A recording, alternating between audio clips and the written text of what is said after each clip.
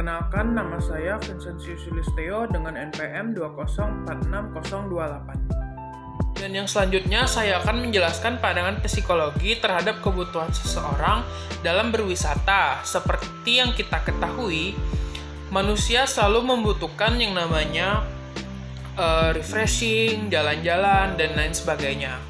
Jadi, jika kita kaitkan dengan pandangan psikologi, maka kita dapat mengetahui bahwa seseorang memutuskan untuk melakukan perjalanan wisata atas kebutuhan batin yang menginginkan rehat sejenak melepas jenuh dan segala aktivitas yang sehari-hari dilakukannya seperti bekerja, sekolah, kuliah, dan lain-lain. Nah, keinginan ini untuk melepas penat atau melepas jenuh ini yang membuat manusia berpikir bahwa hal ini menjadi sebuah kebutuhan yang harus dilakukan dan memutuskan untuk melakukan perjalanan wisata.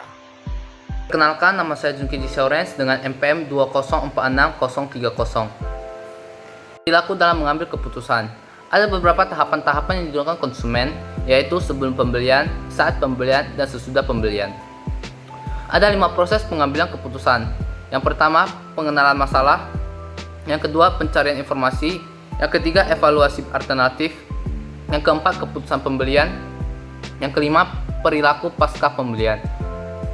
Ada 4 jenis tingkah laku keputusan pembeli. Yang pertama, kompleks. Yang kedua, mengurangi ketidakcocokan. Yang ketiga, kebiasaan. Yang keempat, mencari variasi. Keputusan pembelian konsumen. Yang pertama, perilaku memiliki respon yang rutin. Yang kedua, pengambilan keputusan terbatas. Yang ketiga, pengambilan keputusan efektif.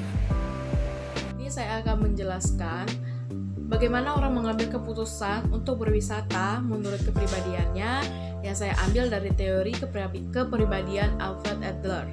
Menurut Adler, makhluk hidup adalah suatu kesatuan sosial yang tidak dapat dipisahkan.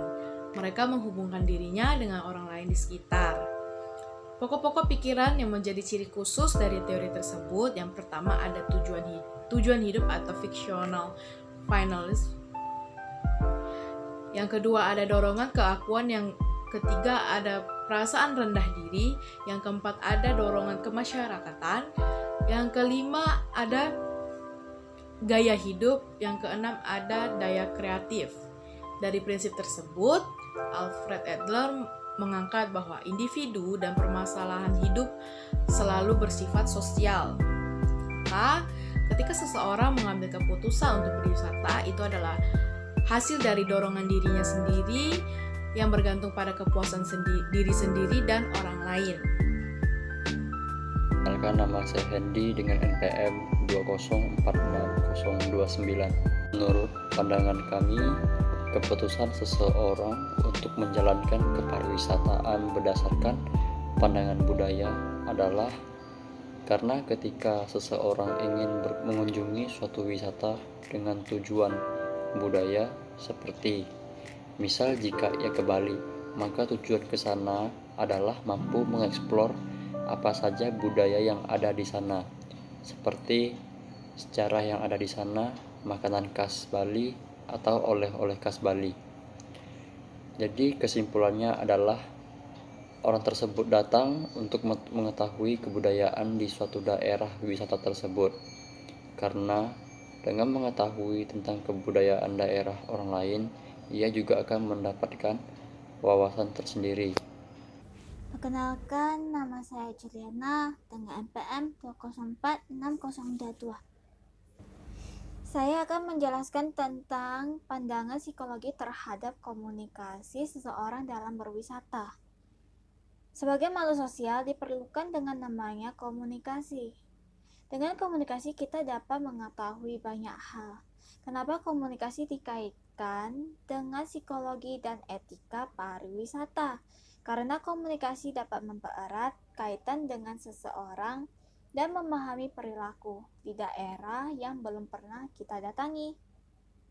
Misalnya, Tanjung Pinang ingin bertamasya ke Bali. Tentunya pasti terjadi banyak perbedaan dari bahasa, agama, budaya, dan pantangan. Tentunya harus bertanya dengan orang yang tinggal di daerah situ.